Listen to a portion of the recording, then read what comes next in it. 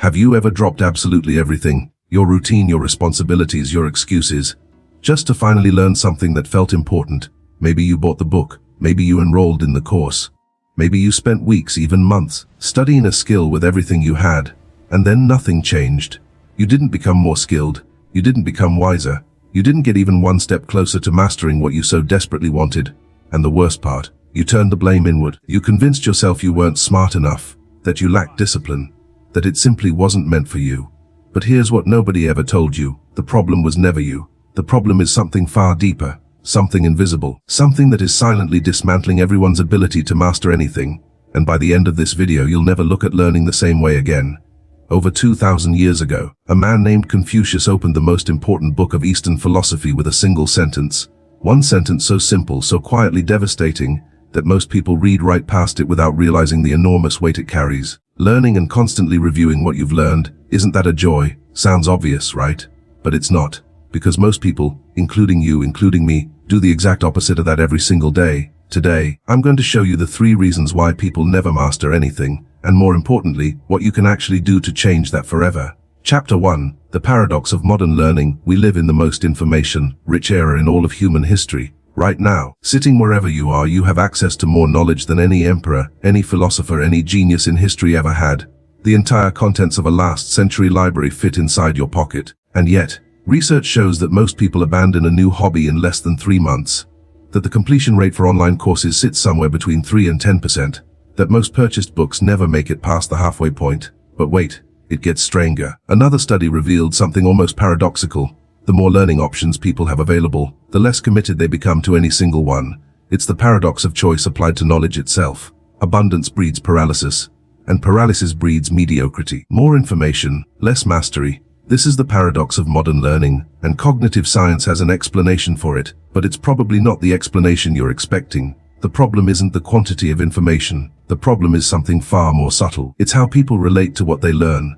Confucius called this a practice of learning and constantly reviewing what has been learned, at the right time, with real intention. The key word in that sentence isn't learn, it's review.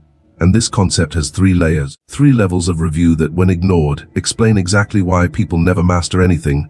I'm going to introduce you to all 3, through the story of someone who discovered them the hard way. Chapter 2. The story of Nolan. Nolan was 22 years old and he had a plan. He lived in Portland, Oregon in a small apartment he shared with 2 college classmates.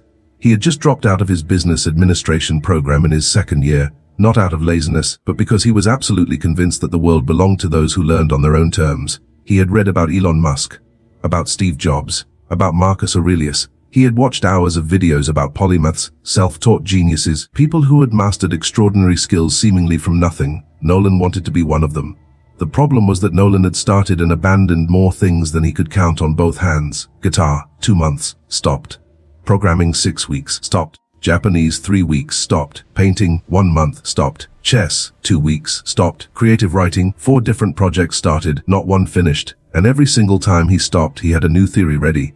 That wasn't for me. I didn't have the right talent. The timing was off. The method was wrong. But deep down, in the quiet early hours when the apartment was completely still and he lay staring at the ceiling, one question always surfaced. What is wrong with me? It was on one of those exact nights that he grabbed his phone, started mindlessly scrolling through his feed, and stumbled upon something he hadn't expected. A video of an elderly man playing traditional Japanese music on an instrument Nolan had never seen before, the shamisen. It wasn't flashy virtuosity. It wasn't a performance designed to impress. It was something quieter and somehow more powerful than that. The presence of someone who had spent decades becoming completely one with their instrument. The comments were flooded with questions. How did he get there? How does someone reach that level? Buried in the comments was a link to a short documentary about the old man. Nolan clicked. And what he heard next, from a master named Haruto, who had lived in Kyoto for 50 years, completely and permanently changed the way he understood learning. But nothing could have prepared him for what the 3rd layer would reveal about himself. Chapter 3. The first reason you don't do the intellectual review. In the documentary, a young journalist asked Haruto a simple question: what is the biggest mistake modern students make?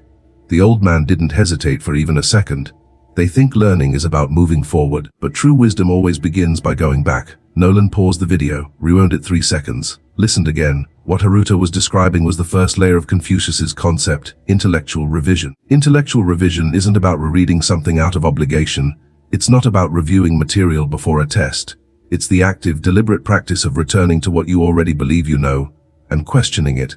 Here's the thing, when you learn something new, your brain builds connections, associations, structures of meaning, and those structures sit there stored and you begin treating them as permanent truth, as if what you understood the first time was the complete picture. But it never is. Neuroscience has a name for this trap, the illusion of competence. You read about something, you grasp it superficially, and your brain registers it as case closed. You feel competent, capable, ready, and then the real situation arrives. You actually need that knowledge, and it simply isn't there. There's even a phenomenon called the curse of knowledge.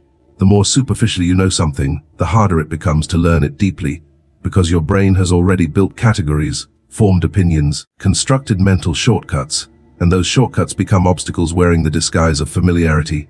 You know the name of something, so you assume you understand it. You've read about something, so you believe you've learned it.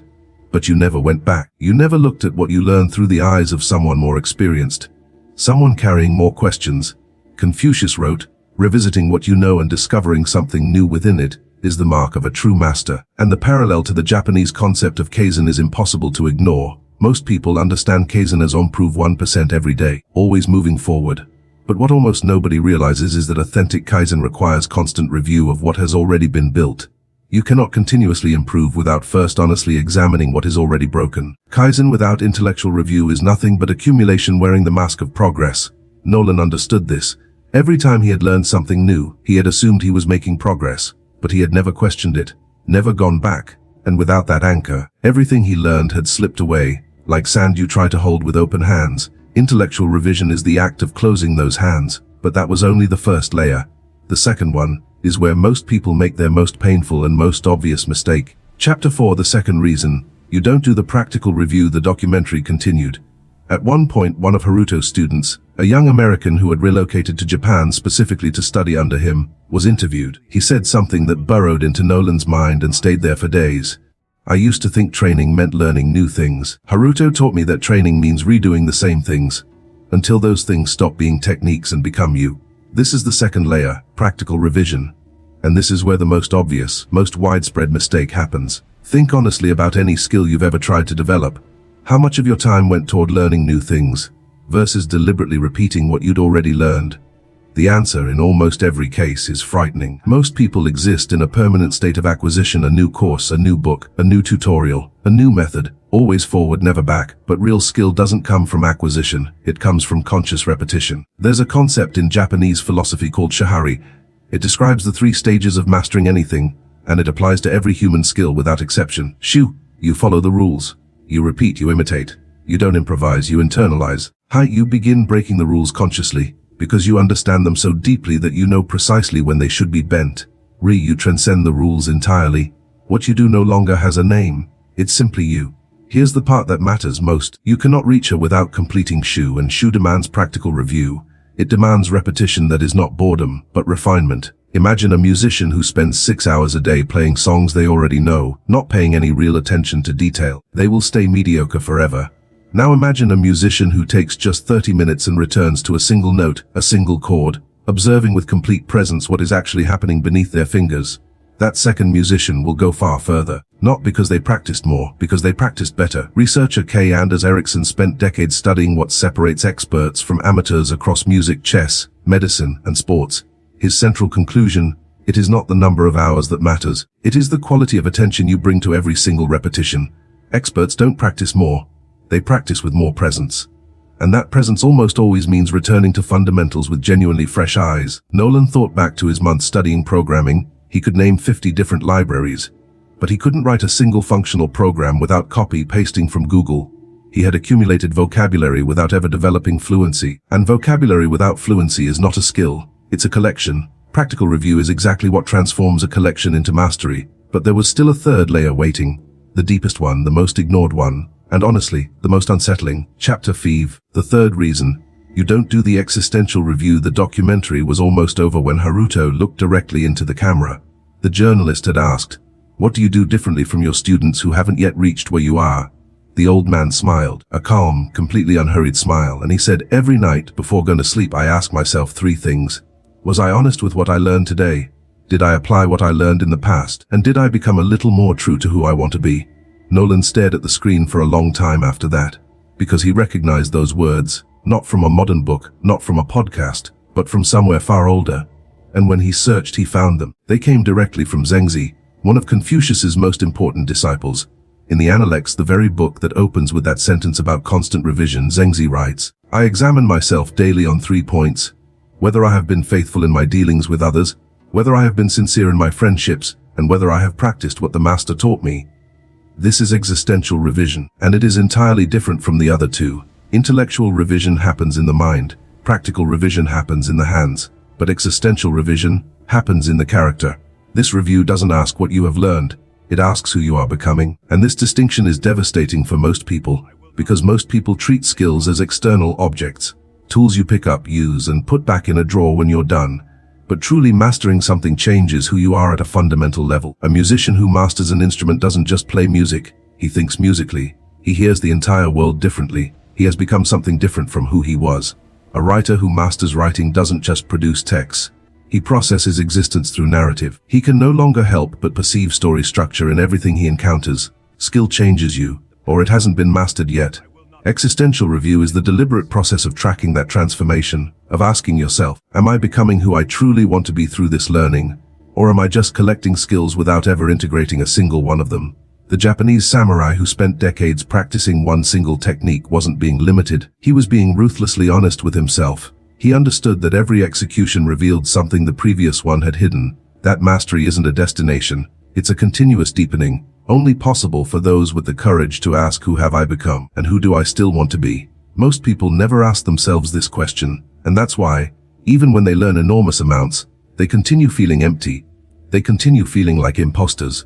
They continue believing they've never truly mastered anything. Because mastery isn't only about what you know how to do, it's about who you become through the learning itself. Chapter 6. What Science and Philosophy Confirm. Neuroscientist Andrew Huberman from Stanford states that real learning doesn't happen during studying. It happens during rest and review. The brain consolidates memories and skills primarily during the periods when you stop and revisit what has already been processed. Ignoring review is literally preventing your brain from recording what you've learned. Carol Dweck, Stanford psychologist and creator of the growth mindset framework, goes further. The people who genuinely develop are not those who avoid mistakes. They're those who revisit their mistakes with genuine curiosity. The difference between stagnation and growth is the willingness to go back.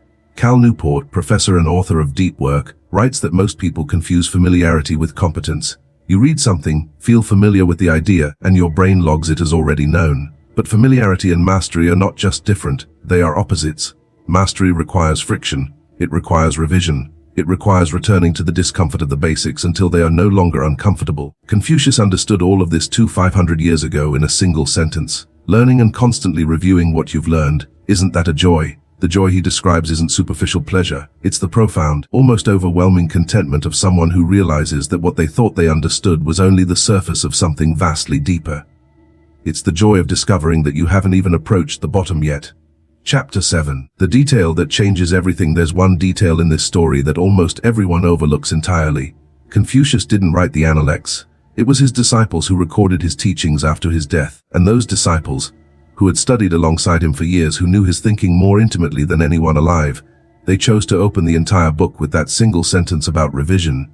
Not a sentence about leadership, not about virtue, not about society or politics or power.